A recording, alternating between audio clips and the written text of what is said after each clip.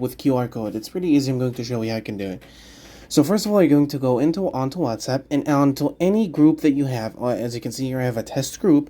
Now, once you do that, you're going to click on the test group, and then you're going to open. This is the place where you can see all the participants.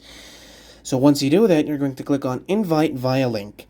Now you can actually share you have a bunch of different options, which is basically send a link via WhatsApp or a copy link, but we don't want all of that. We can just click on QR code. Once you have the QR code, you're going to get the other device that you want to join, and they're going to scan this QR code from WhatsApp, and I'm going to show you how you can do that too. Then you're going to find yourself you joined the group. So how you can scan then? Basically, you're going to go all the way out onto the chats, and then you're going to click on settings, and you're going to click on the three dots over here, and then you're going to click onto settings, and then when you click onto settings, you're going to have this QR code, and then you're going to click on scan code.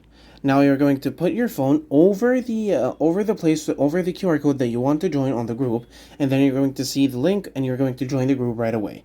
So yeah, this is how you can join any WhatsApp group using a QR code. So yeah, thank you so much for watching. Don't forget to like and subscribe, and I'll see you.